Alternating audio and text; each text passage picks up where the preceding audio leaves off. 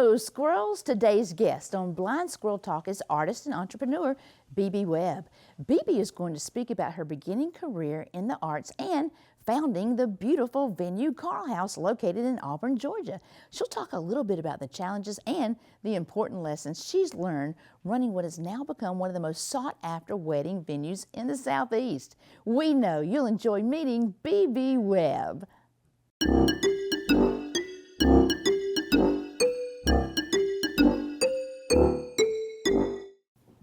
Hello, everybody, and welcome back to another episode of Blind Squirrel Talk, famous in a small town. I'm Lulu. I'm Kim. I'm BB. We have BB Webb here with us today, and I'm so excited. BB took the time to come all the way down here from Bozeman, Montana. Cold Bozeman, Montana. Cold? I think it's what, -4? It was -11 just the other day. So it's a heat -11. wave here. Right. Snowing. Yeah, yep, for sure.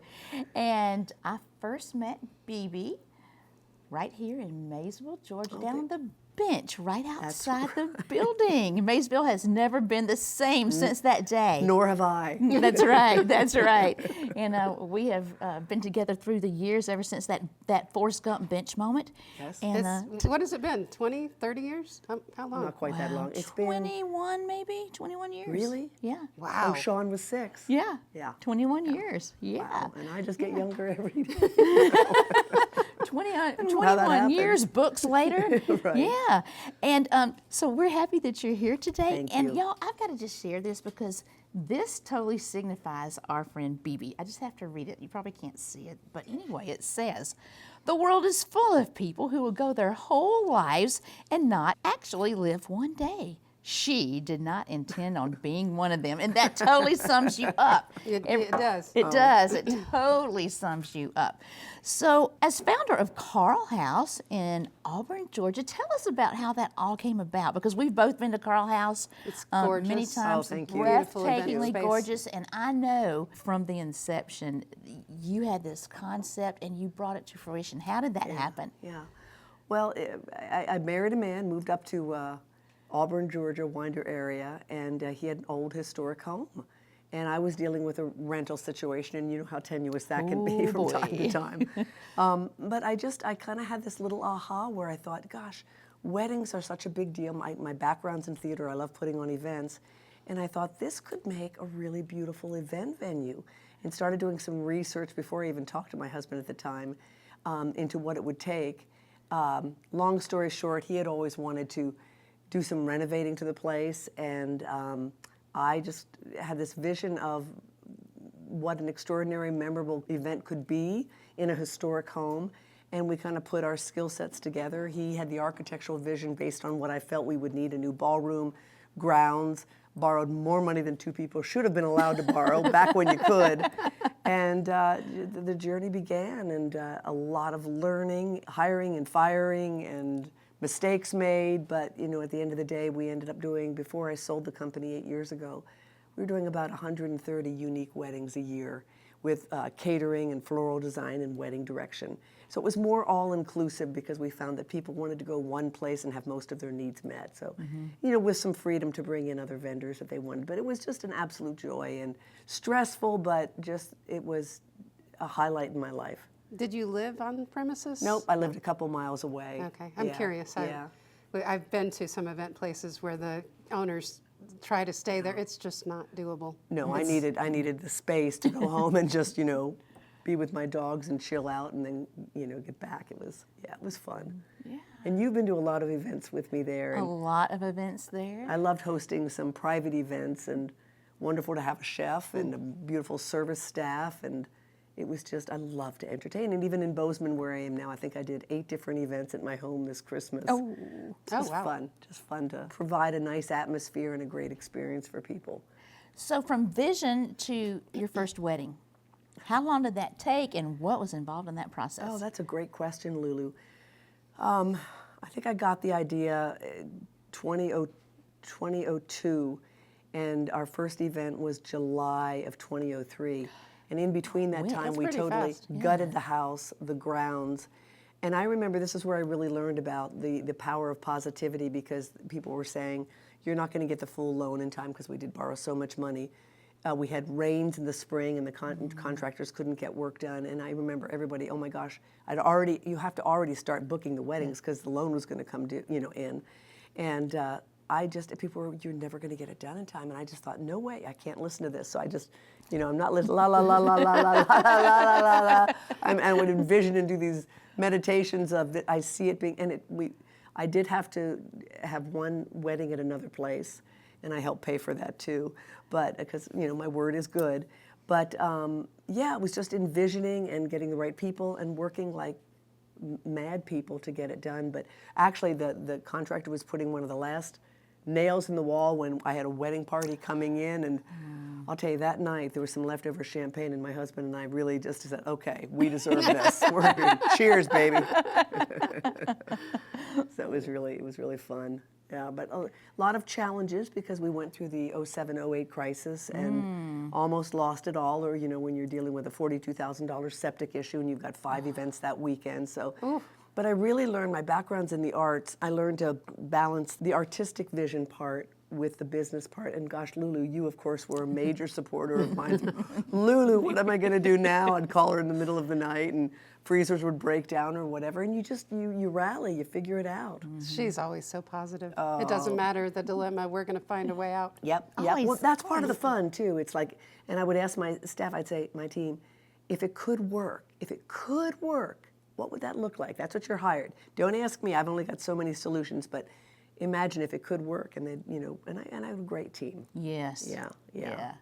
So it was a good experience. It was bittersweet to let it go, but there's a time where you realize it's ready to move on to the next great adventure. Exactly. What was the next adventure? Well, moving to Montana, selling everything, and being there to be with my family, trying a bunch of different things out there. I think I'm still.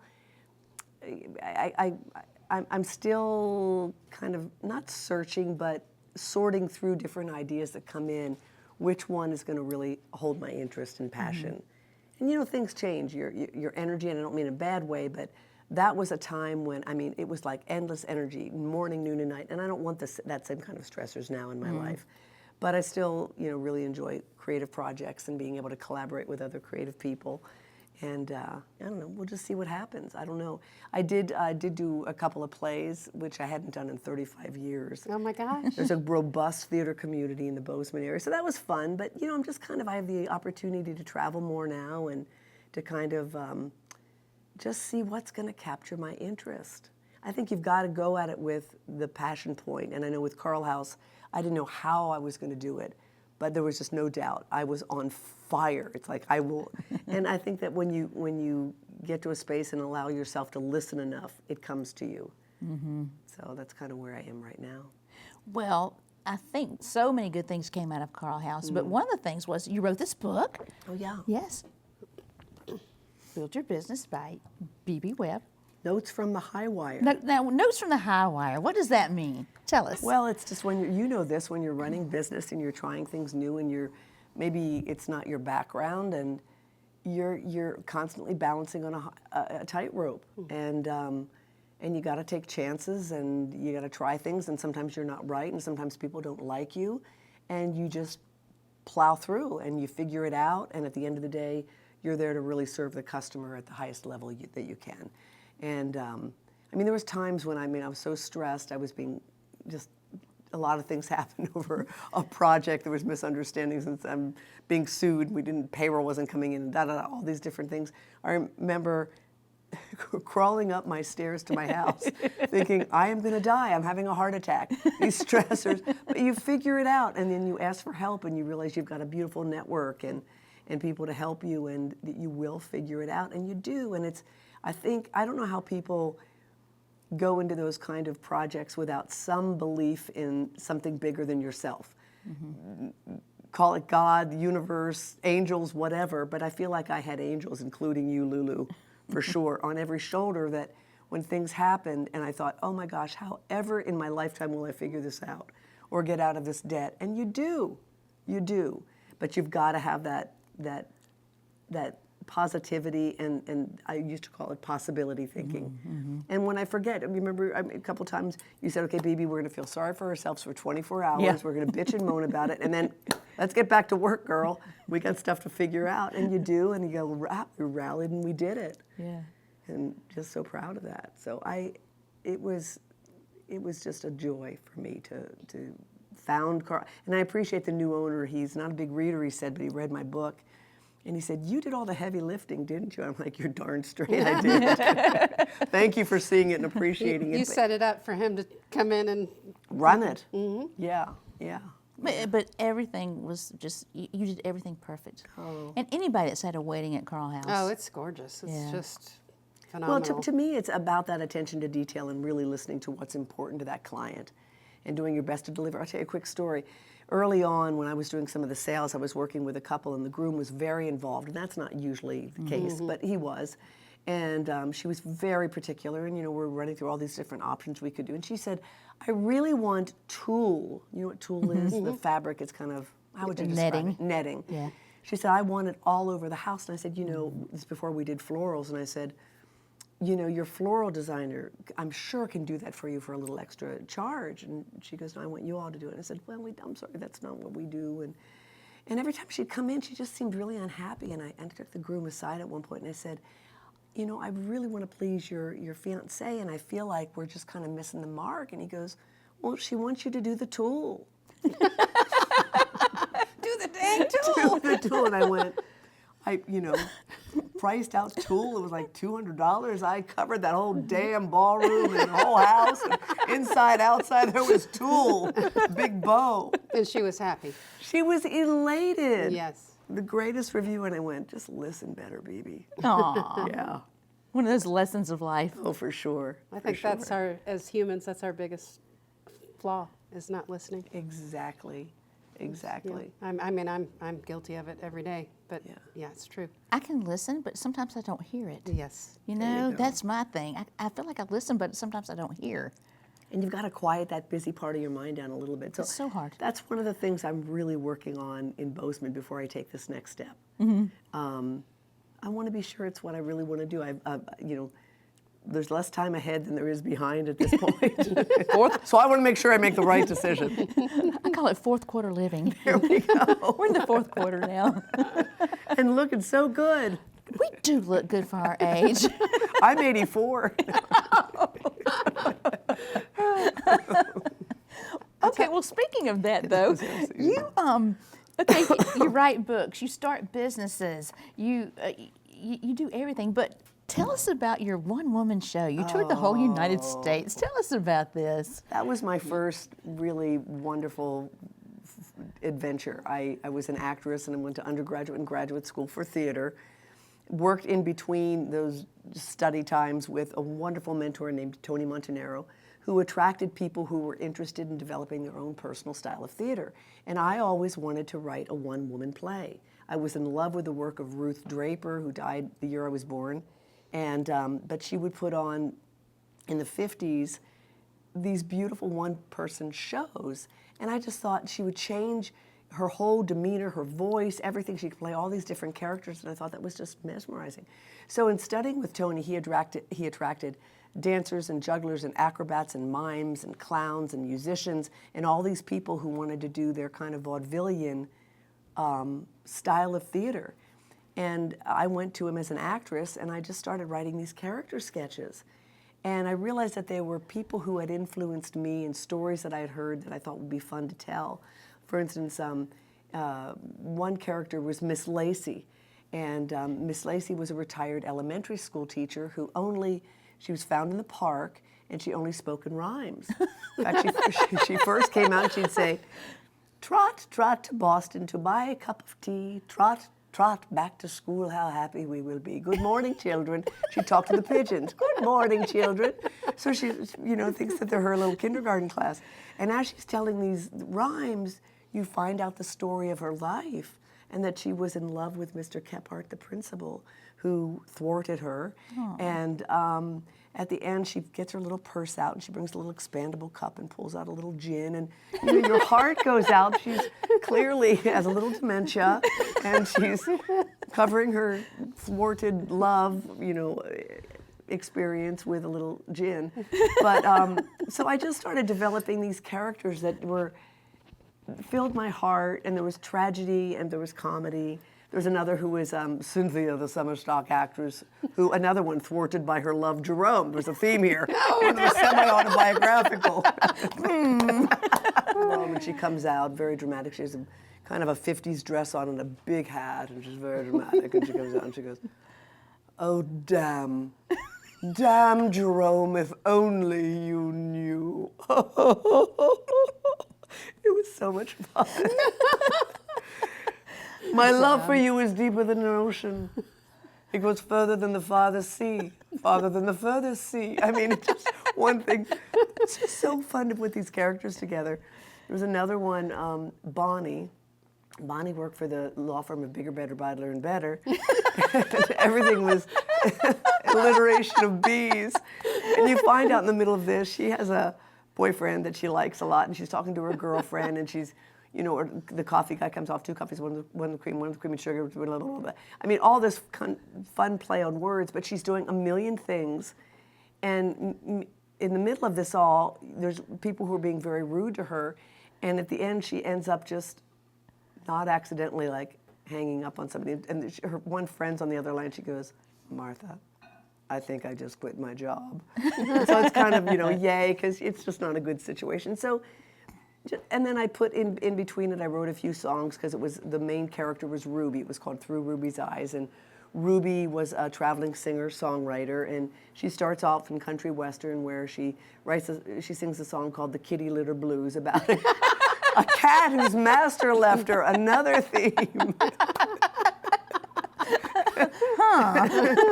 And then she turns into a rock and roll star at one point. She's totally punked out, and she sings a song, I want everything, now, now, now, now, now, which a lot of young people could relate to. And then it ends up with a song that's called, where she has an epiphany and a realization about the beauty of her own life and what to let go of in life, and it's called You Gotta Wait, and the lyric is, you gotta wait and it'll come to you.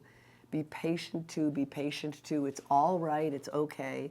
Abandon of the safety valve, value you.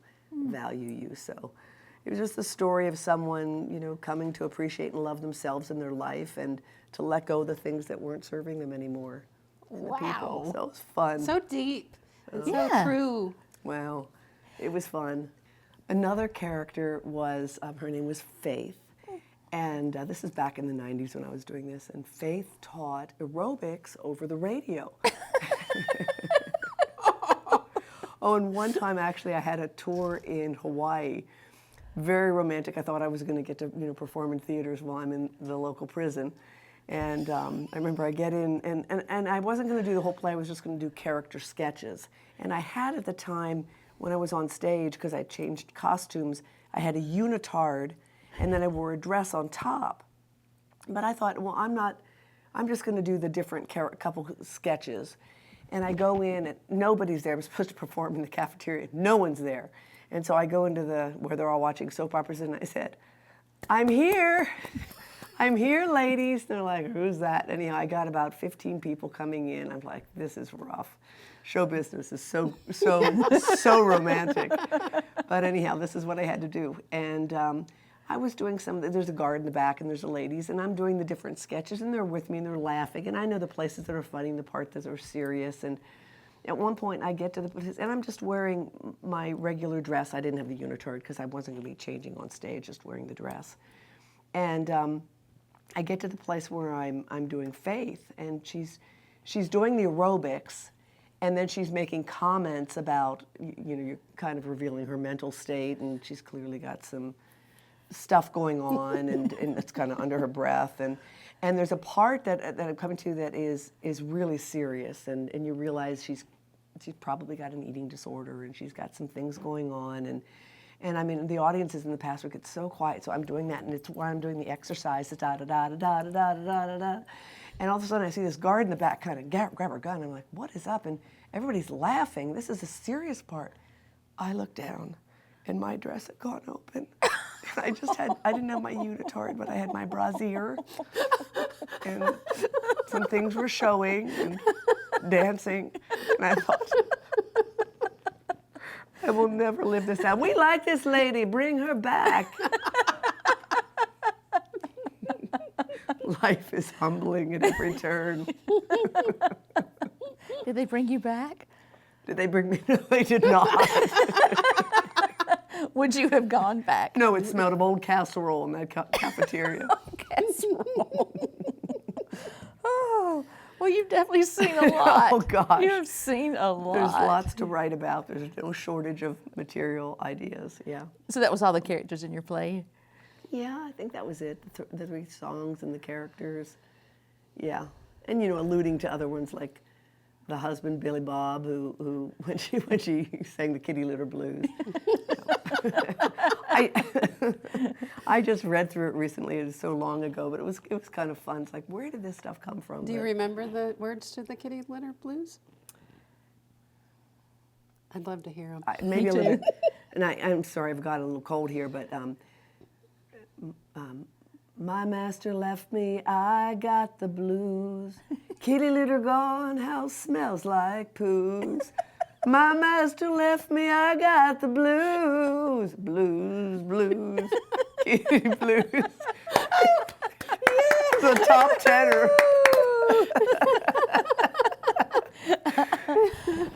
No, I wasn't on American Idol. Well, you should have been.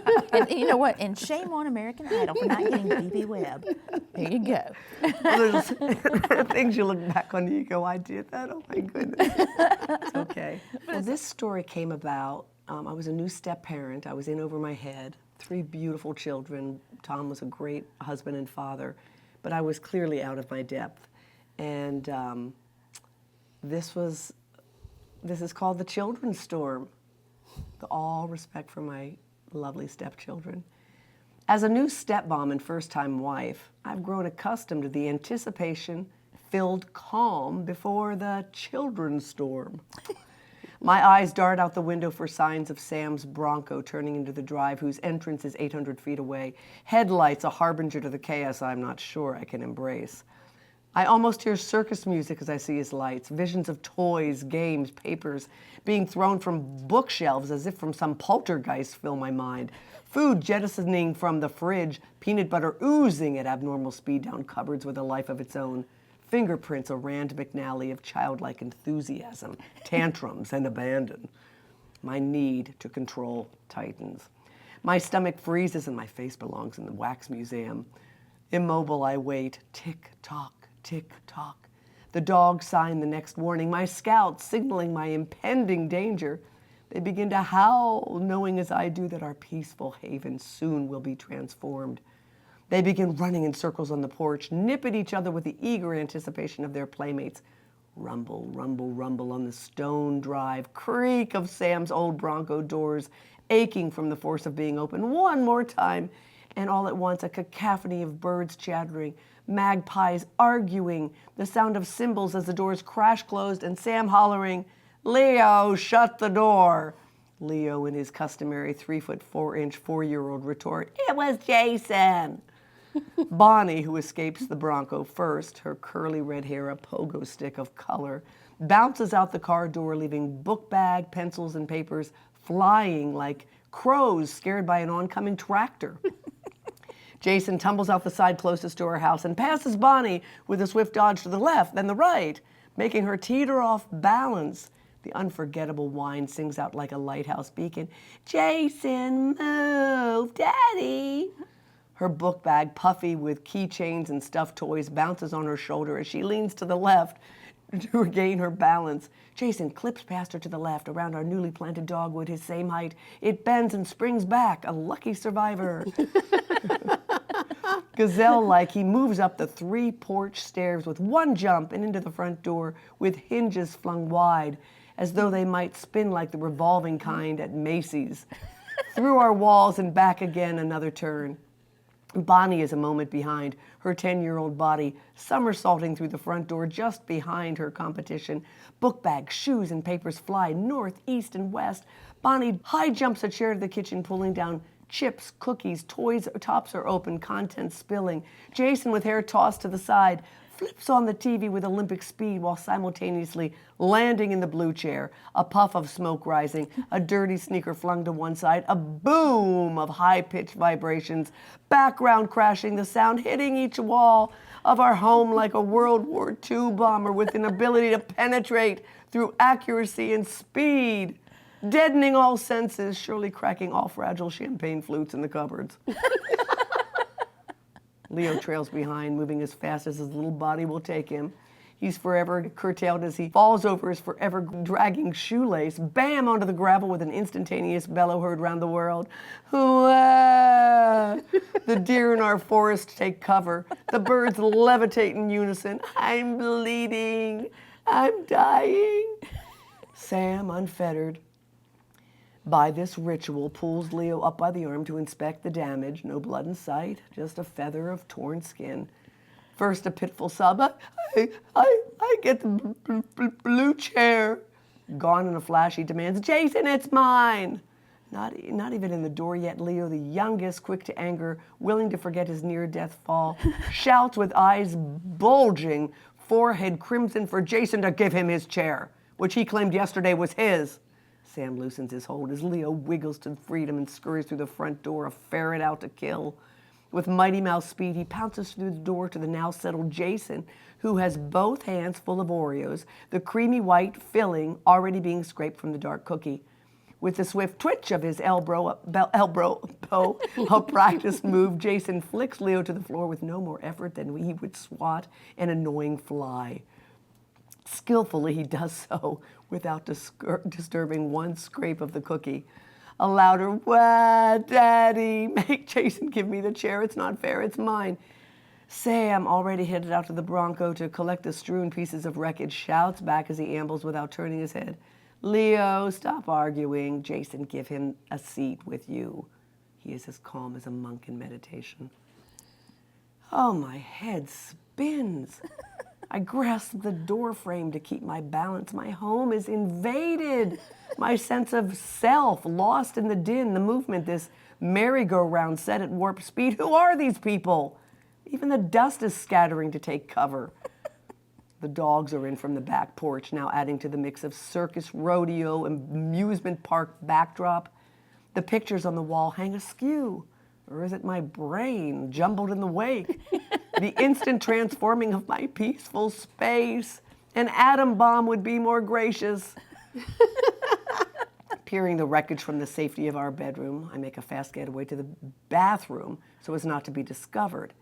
Inside this 4 by 10 foot windowless tomb, my sanctuary, I breathe. I pray, not sure for what, but I pray. My heart is pounding over time and my temples are pumping hot to the touch. I feel like a deer found out by an overzealous first of the season hunter. I hear Sam entering the house, quickly calming the havoc, organizing the mayhem, and my stomach, not yet accustomed to this ritual, loosens a small notch till Leo bursts through the bathroom door like a clown at a surprise party. Hi, said. I fall against the back wall and hear a clunk. Is it my head? Or has my heart stopped?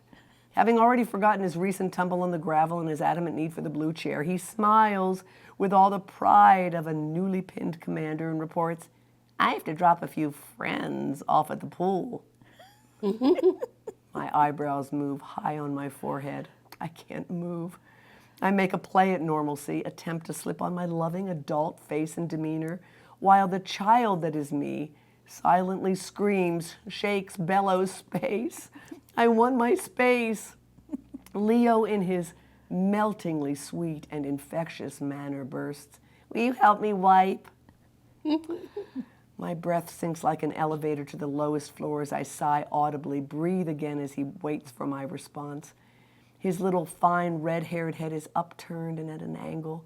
There is no choice here. I feel the mother in me emerge as a grin begins to cover my face.